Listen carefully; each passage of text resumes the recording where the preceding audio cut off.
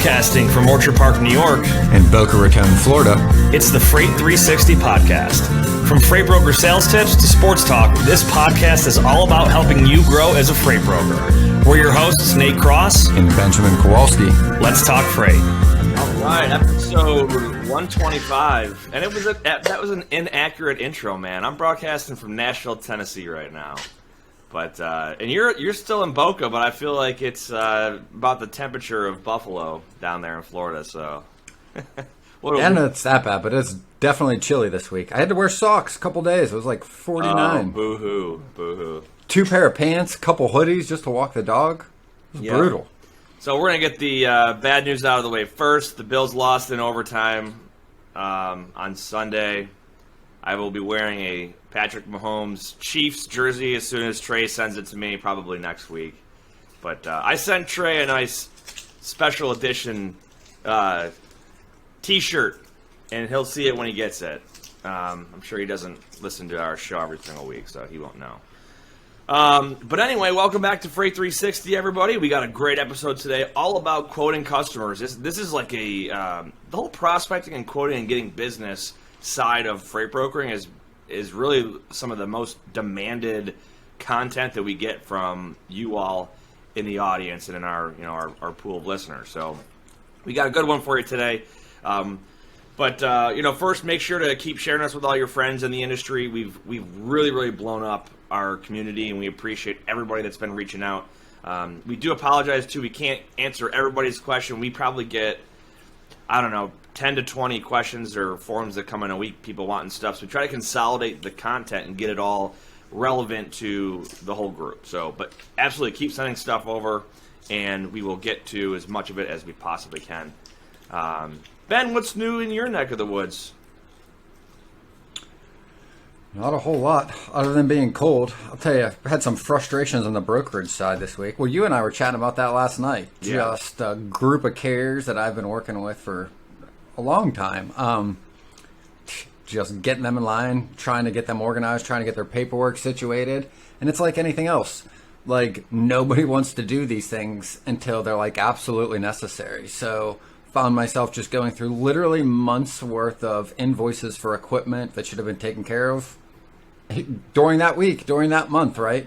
But true to form, they'll send you 4 months worth of stuff that they haven't looked at it because all of a sudden they get a shut-off notice, and then they're starting to scream, well, take care of it today, like everybody else can drop what they're doing to take care of 4 months worth of invoices that they neglected to pay attention to. Yeah. So, bit of a frustrating afternoon yesterday, so to speak, but that's why we're here, to talk about some of these things, try to prevent them.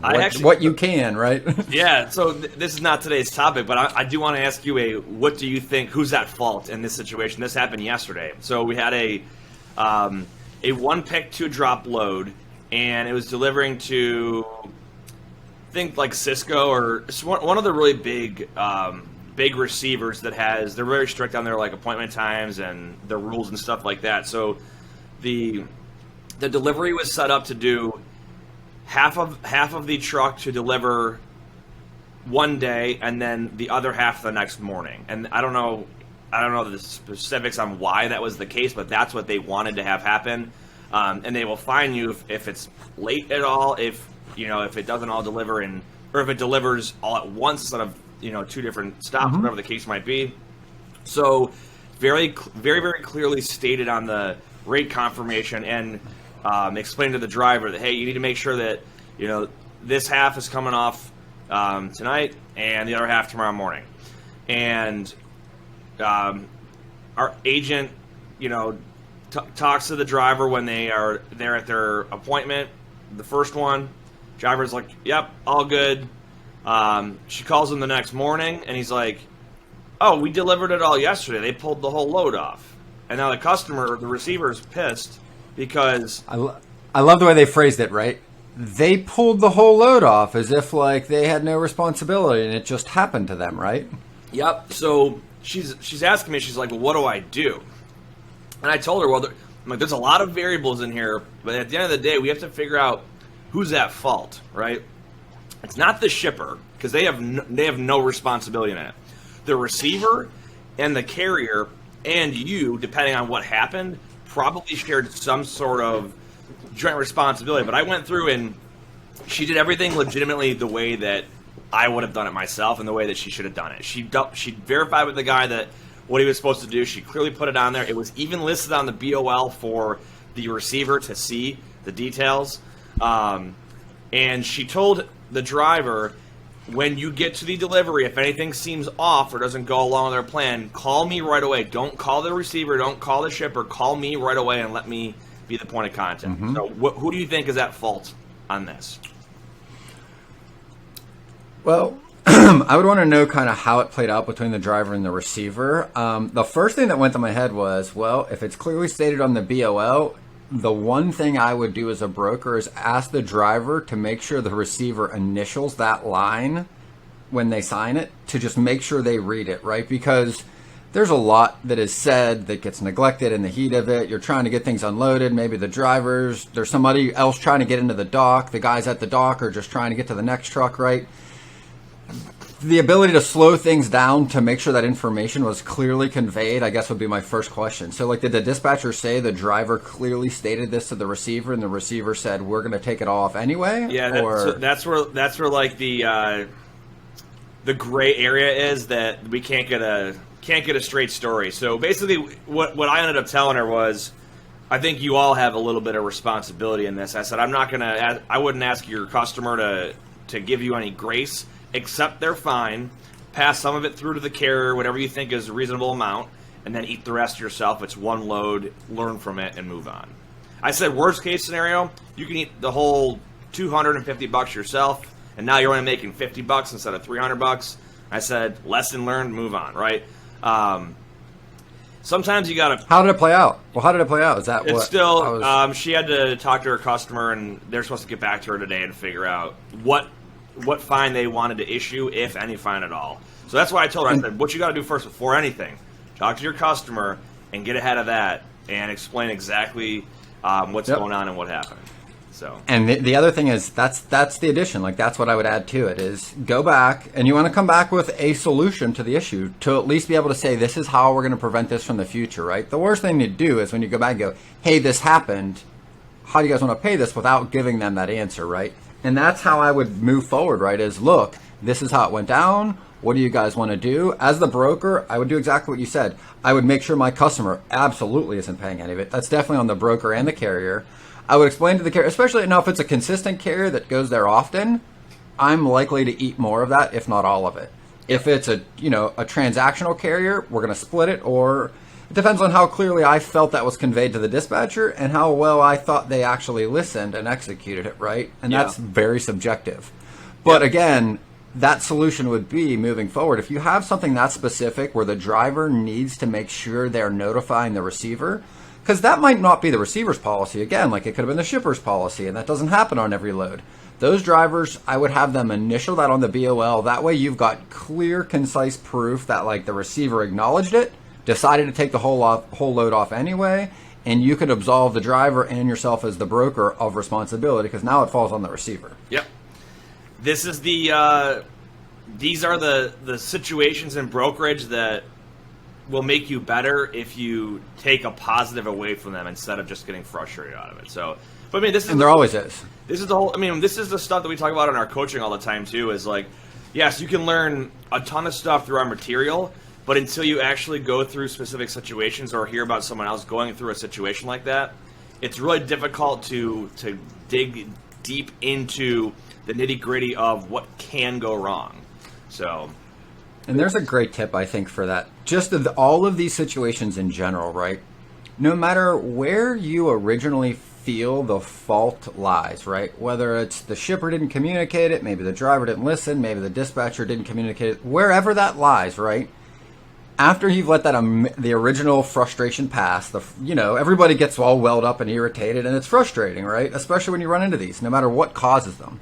Yeah. I think the important takeaway is, once that passes, a moment or two later, take a beat, walk around the office, sit back down, and ask yourself what you could do if you take personal responsibility of this situation. Because at the end of the day, you as a broker are the only one that is going to be able to solve this moving forward. You'll never do anything about what's already occurred, But if you then think, okay, what can I be responsible for that could prevent this in the future? That's where you'll come up with the creative ways to save these from eating up your time in the future. Because it will happen again, whether it's next week, the next day, or next month, right? It's going to be inevitable. That's it. Hey, side note, because we're going to talk about quoting today, and we were just talking about, some customer-related stuff. Did you see the comment in our Facebook group? Someone said, all shipping managers, leave your information below. I thought it was a joke. So I said, this comment wins or whatever. And I started seeing a bunch of, messages coming back this morning. I didn't read them all yet, but it almost sounded like they weren't joking. They were serious. So maybe. I don't know, but well, hey, everybody's somewhere in their learning path, whether it's step 1 or step 10. There's always more to learn, and there's always things you don't learn. So I mean, the only dumb questions are the ones we don't ask. But that was a pretty comical comment. Well, I think it's funny. You go into a group that's for freight brokers and motor carriers. So our group is literally called primarily it's brokers, dispatchers, and carriers that are all connecting, asking questions, talking about capacity and stuff like that. There's not a lot of shipping managers that are going to hang out in those groups. Maybe, I don't know, but who knows? Anyway, today's topic, all about quoting customers. We got to give a shout out to our friends over at DAT first. Hey, before we do the ad read, we've been doing a lot of really cool stuff with DAT with webinars and all that, and we're going to try and start to leverage some of the other partnerships that they have to introduce a lot of really cool resources and services that are out there in the brokerage world. So stay tuned for all that good stuff. They're an amazing organization, and they have a very, very good reach and a lot of good vendors that they work with. So all the cool new tech and tools out there, and all the new available services that will assist us in the freight brokerage world and help our customers out, we're going to try to give you guys access and exposure to as much of that as possible. So stay tuned for that this year. Speaking of taking the guesswork out of freight with DAT, the DAT Load Board Network is the largest on-demand freight marketplace in North America, connecting freight brokers with available capacity on any lane. Grow your business with tools that allow you to find new business partners, plus you can quickly qualify and onboard new carriers. And with the industry's leading freight rate data, you can make clear and confident pricing decisions. Check out the show notes for a free month of DAT Power, Express, or Trucker's Edge. Absolutely. All right, good stuff. So, quoting customers. All right, this is a very broad topic, right? There's a lot that goes into quoting. What I wanted to start with, and when we kind of designed the flow of today's episode, was let's start with talking about the spot market versus the contract market, because there are two big different ways that you're going to probably quote a customer. It's going to be on a load that's got to move today, spot market, or you might be putting a bid price in for an RFP, which is a request for pricing. You might hear it called a RFQ, right? Request for quotation. There's all different kinds of ways that they'll name these bids or these pricing requests. They call them like proposals. It's there's all kinds of stuff, but we have to differentiate the spot market versus the contract market. So let's talk contract first, because I think the majority of freight that moves, not that we touch as brokers, but the majority of freight that moves is typically in that contract space. And what that means is, and forget about the COVID nuances right now and how the supply chain has shifted. Just go back to the normal marketplace before COVID, when the majority of freight was put on annual bids from these large shippers, right? So once a year, typically, I would say around October. So in their last quarter, they're getting ready to do their bid for the next calendar year, right? And they will send out to all of their registered transportation providers, and that is going to be a lot of asset-based carriers. And there's going to be some brokers in there, too, that are approved to hop in on their bid. And they'll send out a list of all of their lanes. And it could be, depending on the size of the company, it could be 40 lanes. It could be 3,000 lanes. And I've seen the 1,000-plus lane bids, and they are overwhelming. But the way that the contract market works, everybody sends their pricing in. There might be a second phase where you get to go back and sharpen your pencil a little bit and offer a more competitive bid, or maybe decide, I don't want to bid on these lanes anymore. Anyway, at the end of the day, that company will award contracted lanes to those providers based on their criteria of maybe a mix of price, previous service history, what it could be a whole bunch of stuff. So that is the contract world. So then what happens is when those loads move the next year, they're just automatically sent right out to that carrier or that broker to move at that rate that they contracted and agreed to. And the majority of the time, they get it covered, all good. Typically about 10% of the time, they'll say, you know what, we actually can't follow through on this. We're going to send it back to the customer, and they're going to have to find another way to move it. Did I miss anything on the big picture of the contract world that you want to add? I'd say two big things that I don't want to say left out, but I want to stress. One is traditionally these are shippers directly contracted with asset trucking companies. And why that is the case is that like asset companies, right? And if you think contract, another way to think about the criteria is think predictable when you think contract, right? When you think broker and spot, think flexible. So contract predictable, right? The best candidate to be able to predict what they're willing to run work for on a 12-month basis, right, is a truck that has their own fixed costs, right? They know how many drivers they have. They know where their drivers already have customers, so they know where they're going at portions of the week. They know which back hauls they still need, and they know which front hauls they need for other assets that they own and have, right? Yep. So it's a very predictable business model from the trucking side. They're like, hey, we've got this fixed number of people and equipment, and these are the lanes that we would work. This is based on fuel. And remember, like when you own an asset company, like you know your truck lease, you know your cost per driver per mile, right? The only variable, you know your insurance, you know all your office expenses. The only real variable is fuel. And that's why when you see in bids, there's usually a variable for fuel so that even though they put their number in, they can adjust for that flexibility because that's the only variable usually an asset company needs to put into this contract, right? Yeah, and they'll call that the fuel surcharge, and yep. that customer might give you a schedule of their surcharge. So what that does is it says, hey, if diesel prices are between, $3 and $3.06 per gallon, you're going to get an extra 19 cents per mile. I'm just making that up. I'm not looking at one right now, but that's typically how they work. And it'll have that entire range all the way down to like where there's no surcharge. So if it's like $2 a mile or $2 a gallon or whatever. So you got this predictable side of the asset company. So what you tend to see is a lot of the bigger companies, even the smaller companies, right, that work regionally. That's why when a broker, and we'll get to that in a minute, when they try to cover a load for a shipper and they go, well, the open market is way more expensive than what this guy wants to pay. It's because traditionally most of the freight moves with predictable asset-based trucking companies. Yep. Now, to your point, that 10%, where that number is right now, which is literally the amount of tendered loads that are given back to the shippers by trucking companies that said they would commit to it, right? Yep. Is right now it's like 27 or 30%. Yeah, so I think one in three loads. The metric that I think Freight Waves uses is the ORTI, right? The Outbound Tender Rejection Index. And you're right, it's between 20 and 30%, which means instead of just 1 out of 10 loads being sent back, it's now 2 to 3 out of 10.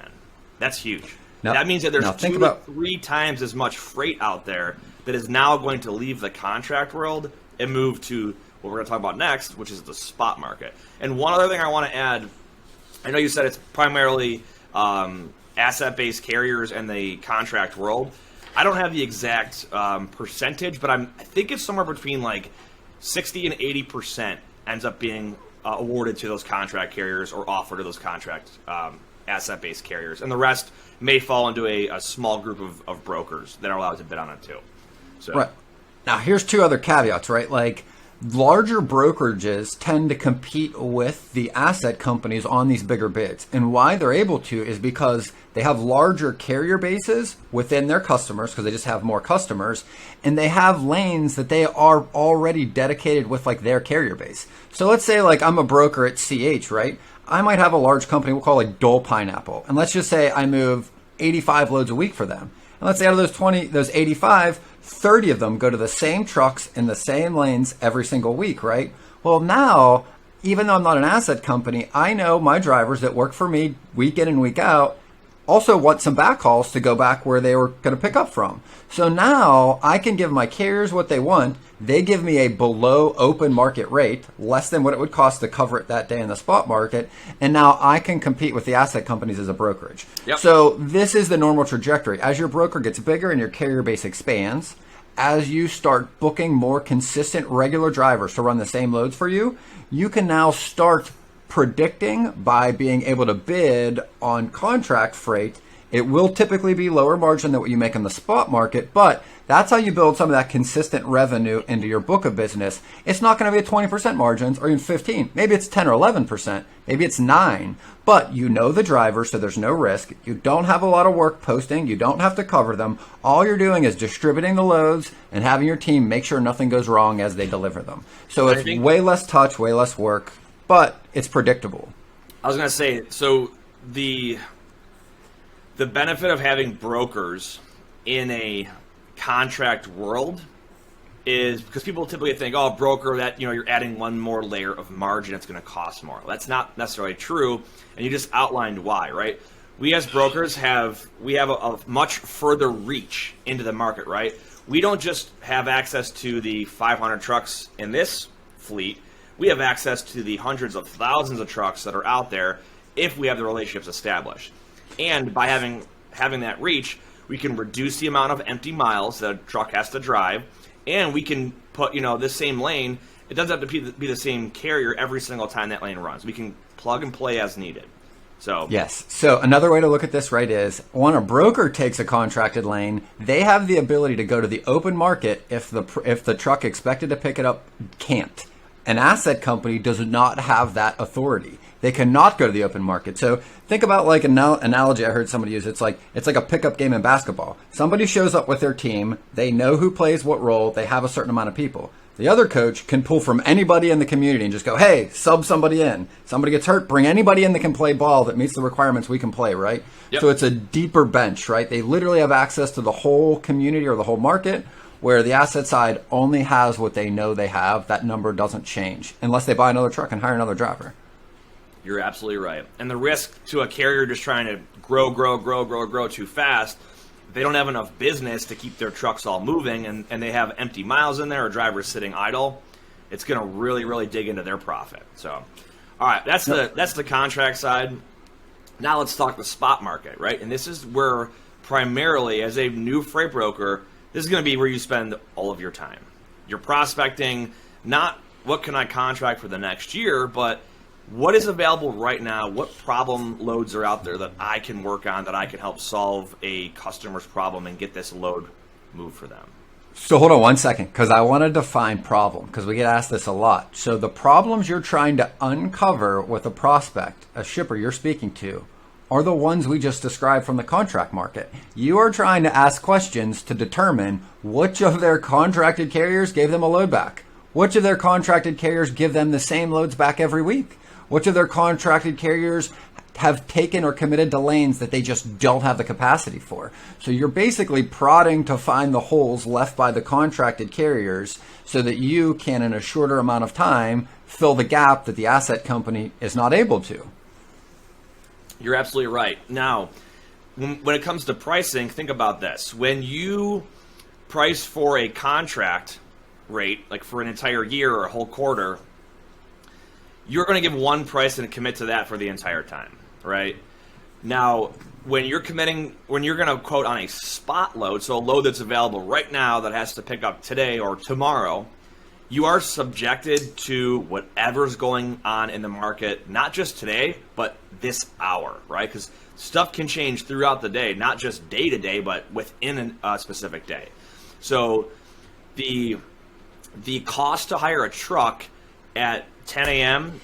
today versus 4 p.m. tomorrow can be ridiculously. It could be off by $1 a mile or $2 a mile, depending on how urgent this load is, or if there's any trucks if there's actually any legitimate trucks in the area, or if you've got to hire somebody to drive 200 miles empty just to get to your pickup. There's a lot of variables that go in here. So, you want to talk about kind of your rate versus date concept? I know this is a big part of the spot market that you've done a really good job at explaining in the past. Yeah, and I just try to think of it as like there's always two extremes of any situation, right? The far extreme on one end is a shipper that needs a load picked up in the shortest amount of time possible. So we can either say a day, but you'll see this as you're prospecting. Your customers or prospects will tell you like, hey, this is a hot load, right? That means from their point of view, it is the highest priority. And even with a hot load, you will reach a position or point where like it needs to go out in the next hour, maybe in the next 45 minutes, maybe in the next 2-3 hours, right? So those are your extremes. That is a scenario, right, where the date matters way more than the price or the rate, right? So they're very, very date time sensitive. It's urgent, right? The whole other side of this spectrum is the other side, which is, hey, and typically pre-COVID, these commodities were like bricks. Even lumber to some degree there was just always enough of these commodities on both sides of the supply chain that there was never an incentive to pay any more than the going rate for the contract rate to get it moved. Why? Yeah. Because they just never needed those commodities on the other end urgently. There's enough there and there's enough here.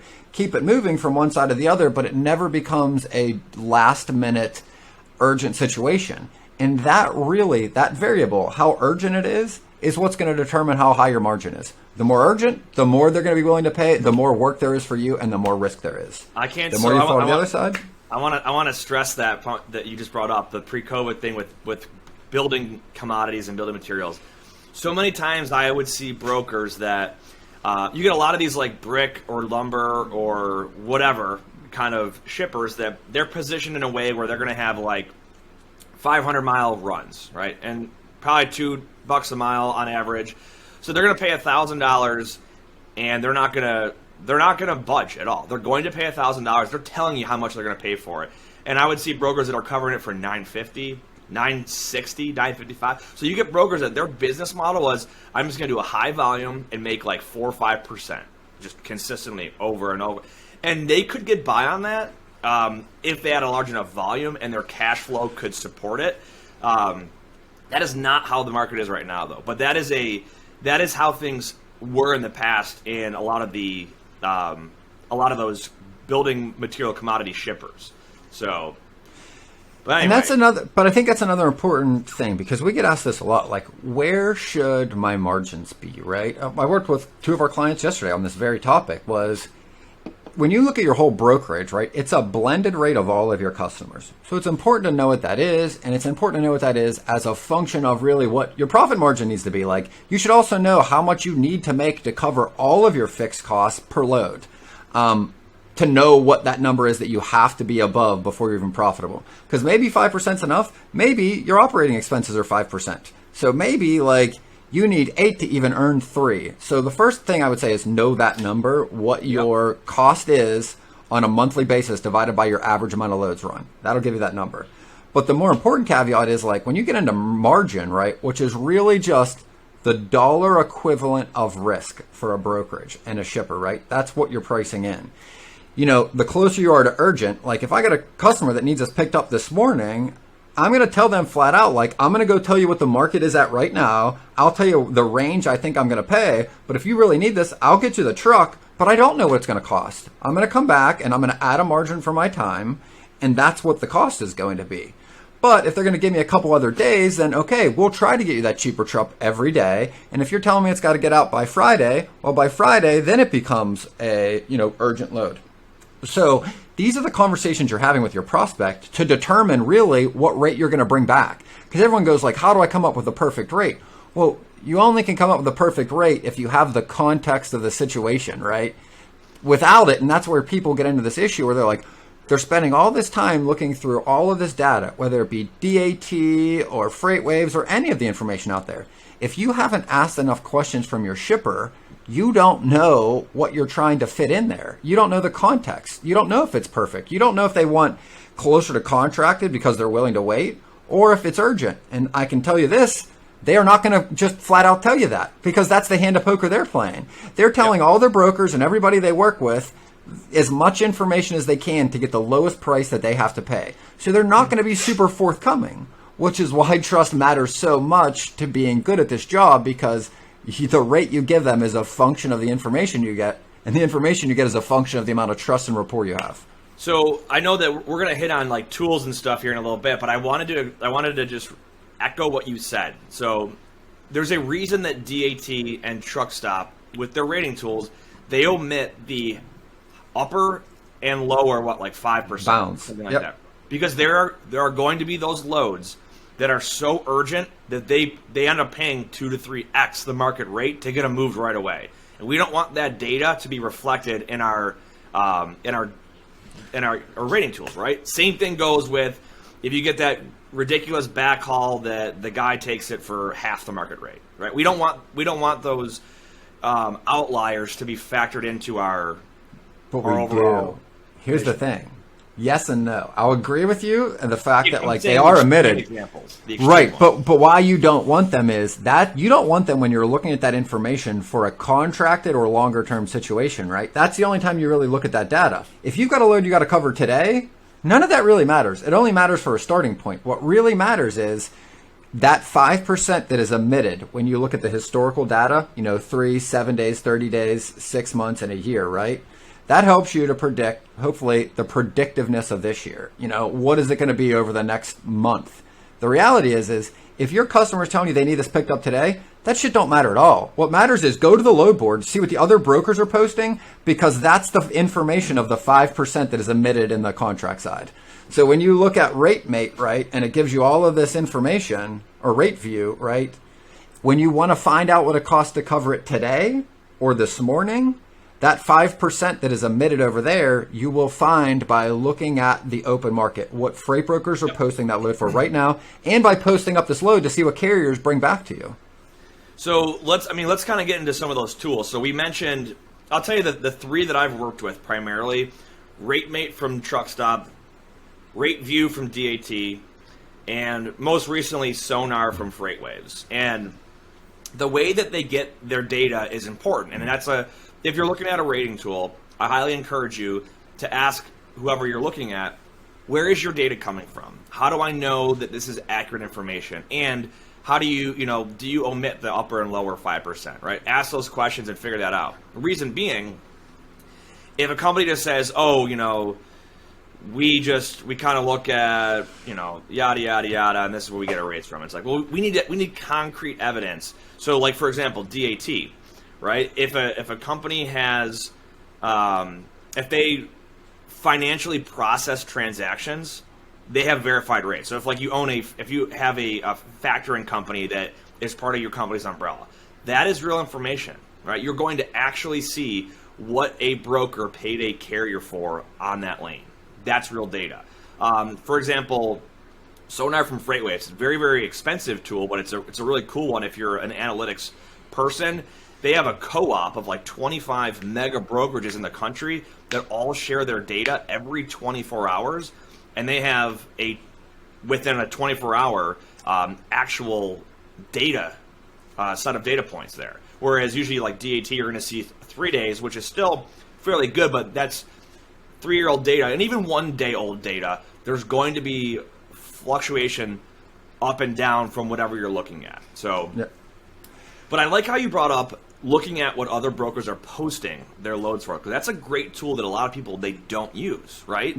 And not every single load board license will give you access to do that. Mm-hmm. I know DAT Power, which is what I use, I can go search and see what other loads are posted. And then on TruckStop, I believe it's TruckStop Pro. I don't use TruckStop as much as DAT. But if you have the right license out there, you're going to be able to see what other brokers are posting your loads for. And that will give you a live set of data that'll tell you this is what other brokers are asking for on this. And the reason that a lot of brokers will post a rate with their load board posting is it gets more visibility, right? A carrier is more likely to sort their load search from highest to lowest pay, and then they're gonna look at like, okay, well, how far is it from where I am now? How far do I have to drive empty? And they'll kind of factor that stuff in.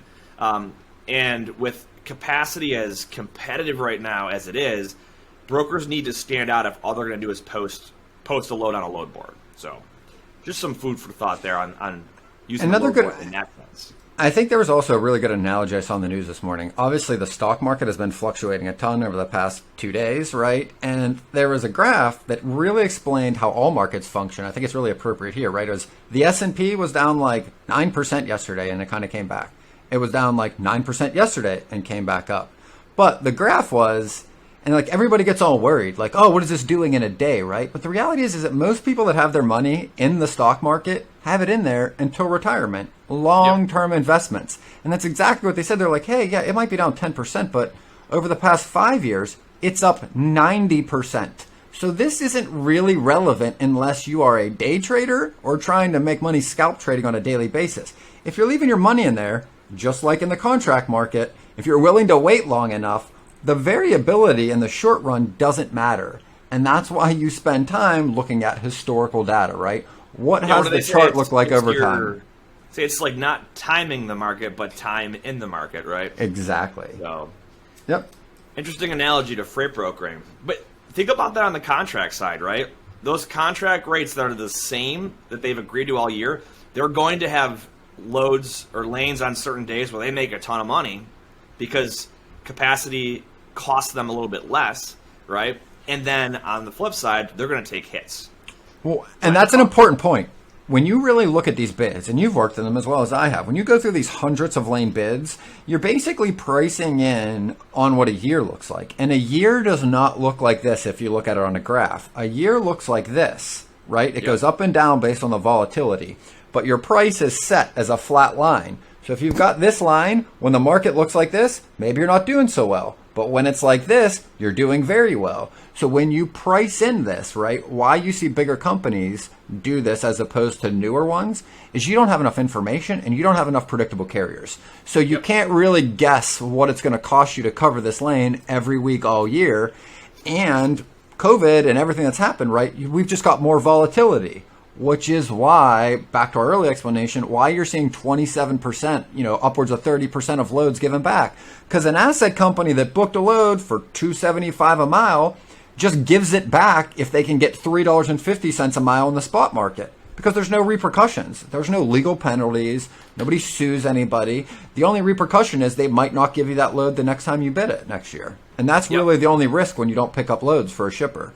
So one of the last things I wanted to talk about with pricing here is, so if you look at RateView, right, and you get that range, and it's usually, I don't know, you might see like a couple $100 range. So you might see like, oh, this lane is somewhere between $3,300 and $3,700, right? And I'm just giving, that's just a random example.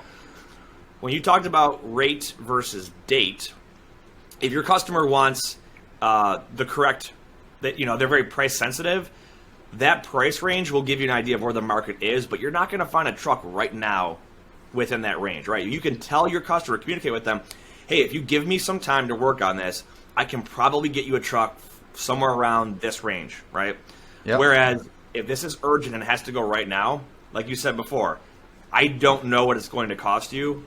I can go find you a truck and I'll let you know what that price looks like. And that's where you can't just predict it right away. You've got to go out there and actually talk to carriers. And people always ask, like, what do you say when you're prospecting? This is the conversation. The specific words don't matter. It's getting this point across is, hey, I'm on the phone, I'm role playing. Hey, okay, so, Jimmy, you guys, your target rate on this is 2,100. All right, let me take a look at this. I'll get back to you. I'm going to go look at two pieces of information, right? Rate view and see what the historical is. And it'll probably be, if he's telling me it's 2,100, I'm guessing historical is probably like 2,000 to 2,400, right? Somewhere in there. He wants to be on the lower end of that. And probably he pays a little bit more, so he's going to bluff a little lower, which is pretty standard. Okay, now I look at the spot market, and to cover that load today, let's say it's $3,000, right? Plus my margin, so call it $3,400, $3,500, right? I'm going to call him back and go, hey, Jimmy, right? Like, I'm looking at the market. Looks like it's about, and I got to get my margin in there soon. If it's 2 to 24, it looks like it's 23 to 26. I know you guys want to be at 21. I can try, but this looks like where it is. To be honest, if you need a truck today, the market looks like it's at about 3,500 today. I know that's above where you want to be. Then I'm going to ask him, hey, do I have a few days to work on this? Do you need to get this out this week? Do I have 4 or 5 days? Because I can probably get you a truck close to your rate if I've got enough time to work on it. There's probably a truck that needs this backhaul if I post it consistently and really work it. And I'm going to let him answer. I'm going to not say anything. I'm going to hit mute and then just wait. He's going to tell me like, oh no, you either have a couple days or I need to get it out today. Okay, then my next question is, are you willing to pay this if I have a truck, right? And if he tells me no, he's got to be at that rate, then guess what I'm not going to do? I'm not going to spend all day calling every truck that is posted where that pickup is, because they're not going to run it for the average. They're going to want the 3100 or 32 or more. So you know very quickly in these conversations where your efforts will be once you get off the phone with your prospect. Am I just going to post it up? Then that's all you should do. If he's not willing to pay what it costs to get it moved today, the only effort you should be putting forward is posting that load up on a daily basis and seeing if you get a truck, because you're never going to convince somebody to run it for the predictable, consistent basis when they only need it once. Yep. Good discussion. So that's pricing in a nutshell. That we didn't get too specific on any part of it. We don't have enough time to do that in one episode, but hopefully that sheds some light for those of you that are asking about pricing. So we got a few questions here, but first, got to give a shout out to our friends over at Lean Solutions Group. Like I said, we drink the Kool-Aid that we preach, right? So we ourselves, we use Lean. Lean has a great nearshore staffing model where they've got multiple offices down in Colombia, South America, and these are with folks that are trained up in brokerage, and in addition, they've got technical folks, they've got marketing folks, back office support, anything you could think of that is relevant in this industry. So I know folks that have dispatchers through them. We've had a couple of our listeners that have reached out to us and told us that they ended up talking to Lean and hiring them on as well, and had a lot of good success. So check them out. You'll be able to get bodies and seats for a fraction of the price that you would in the U.S., and they're trained up and they're managed by somebody that is not you. So their whole job is to make your job easier. So here's the other leangroup.com. And here I want to add something too, right? Because I personally, like, the assistants in my brokerage that my book are through Lean. And I would say, also working with a lot of other brokerage owners that are trying to hire right now, I would put this out there. If you can barely keep your head above water because you're just literally drowning with work, can't get away from your desk, can't seem to get somebody, like, the likelihood you're going to have time to, one, get candidates to be able to interview, to take time to interview them, and then to bring them in to find out if they're a fit, right, is pretty slim, right? I would say this is also a great solution to be able to get a stopgap in, get somebody in that can help you get some of the work off your desk so you can free up the time to then get to the things that you're probably not getting to. Because if you're operating at that close to your capacity, this is a great solution. Plug and play. Within 5 weeks, you've got somebody sitting next to you that is trained, that can help you start to learn your SOP. Yep, you're absolutely right. All right, our first question. What invoicing software should I use? Well, we don't have like a recommended one. I will tell you it depends on your TMS. Some TMS, well, most TMSs have invoicing capability built right into them. So I know we have an affiliate program set up with both Rose Rocket TMS and with Ascend TMS. Now, both of those have built-in invoicing capability. So check them out. You can create an invoice right from within the TMS. The second part of that answer, though, is how do you reconcile the accounting part of your TMS to the actual money in your bank? And that is where most TMSs are going to need you to connect to a third-party accounting system, like a QuickBooks or something like that. We use QuickBooks personally. I like it. I've used GP or Great Plains in the past. I like QuickBooks better. So Yeah, I'm a fan. that's my take on it. I would not use a TMS that does not have invoicing capability, because then you're just adding one more layer. Yeah. All right. What little things like a business account, phone line, etc., do new brokers need to set up? I would say What do the you think? business. I'll let you take a stab at this, because I got my answer, but I'm curious what you think. So we're not talking about like your basic requirements, like your authority and insurance. Right. And all that. We're talking about like the other stuff. yeah. I would say the first thing is figure out how you're going to structure your company if you haven't already. So the business account one, ask your accountant or whoever it is that's helping you set up your LLC, or however it is. It's usually an LLC. What that is. And to be honest, like, you're really going to go to your local bank and just open a business account. What you're going to need is you're going to need your EIN number from your business filing, whatever your state you're in. They're going to send you a doc that has your business's social security number. That's just your EIN. Yep. You're going to take, it's called NYC at the bank, so like know your customer. So you need that document, which is basically like the driver's license for your business. And then you're going to need your driver's license as usually the owner, CEO of this company that says you have the signing authority. So you're also going to have the document, which is your actual like certificate for your business that you take in. And on that, it states that you are the person that can sign on behalf of this company. With your driver's license, that's really all you need to set up the business account. Any local bank, I mean, PNC, any of the local ones or the national ones, I would also make sure they have an online banking that you're familiar with. My personal preference is to pick a business account that is somewhat associated with where you have your personal, because then it just becomes a little easier to transfer funds. But that's pretty straightforward in how you open the business account. Yep. Phone lines, I would also add in a checking and a savings. So Yes. your checking is going to be your primary cash in, cash out account, and your savings would be your retained earnings, etc.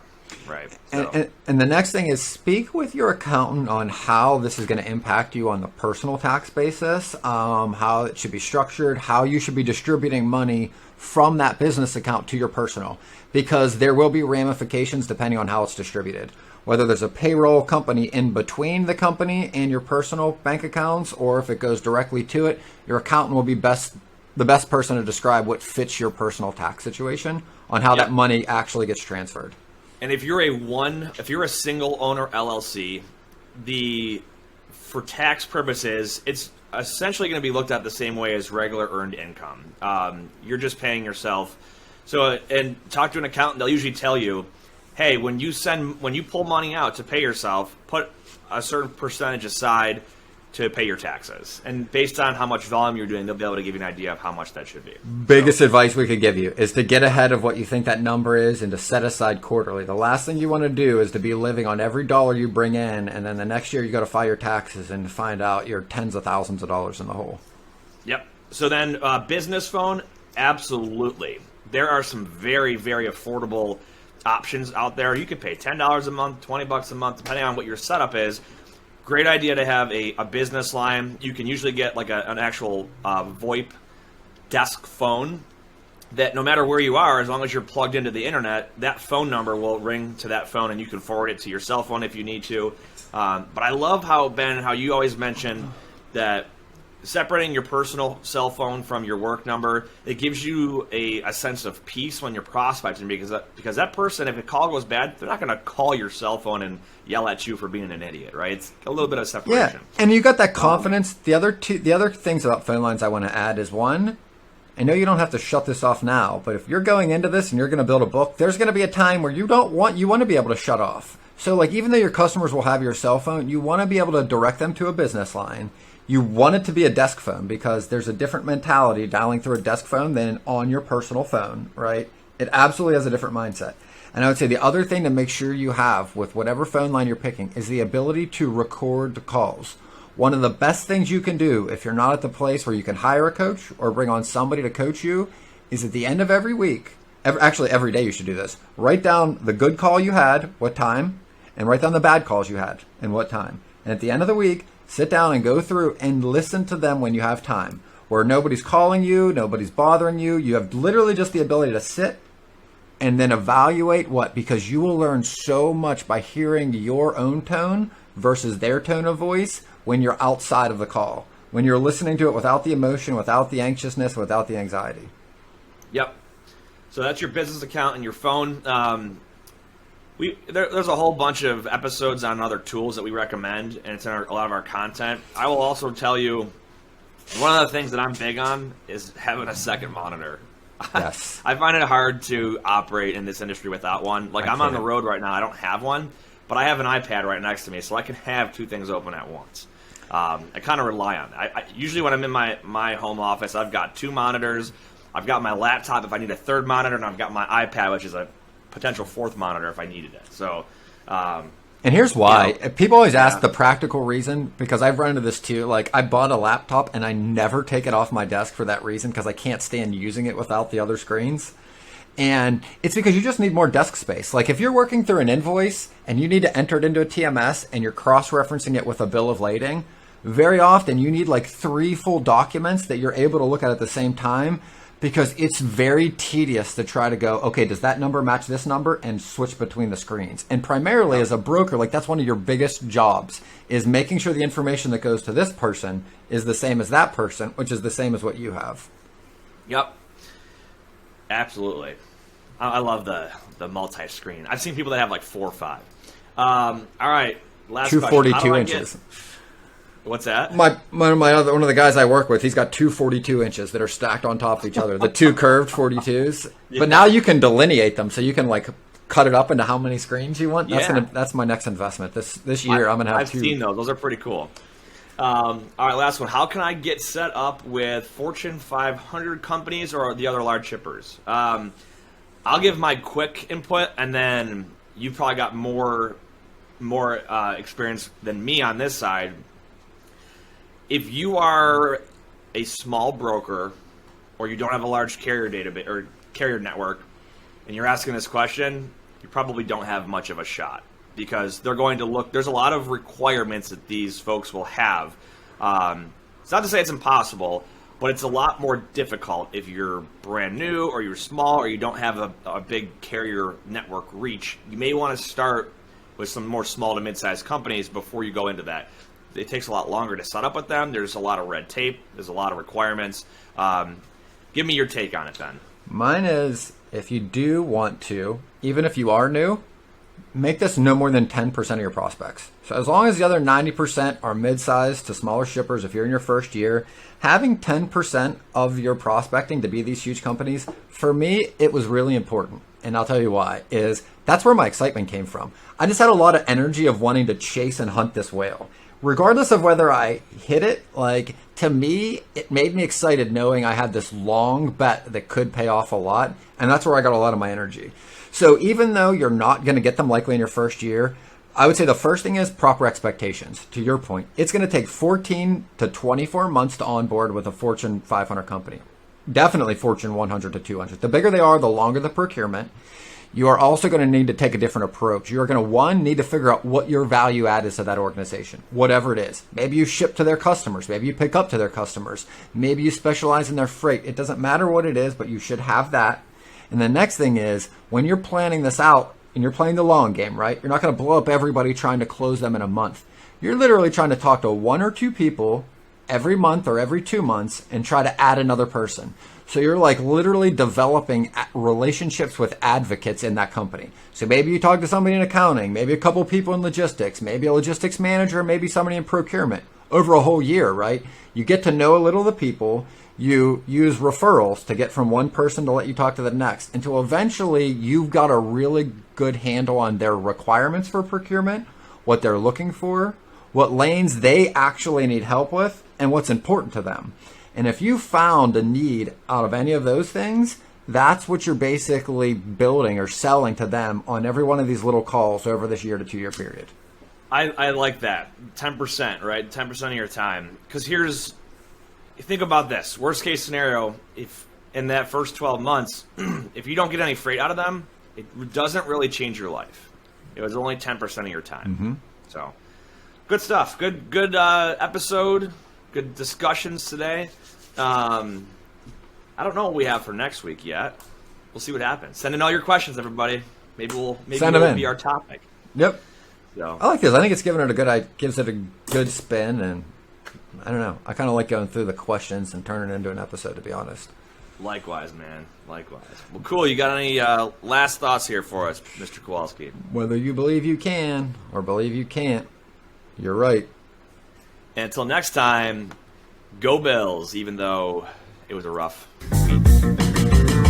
That wraps up this episode of Freight 360.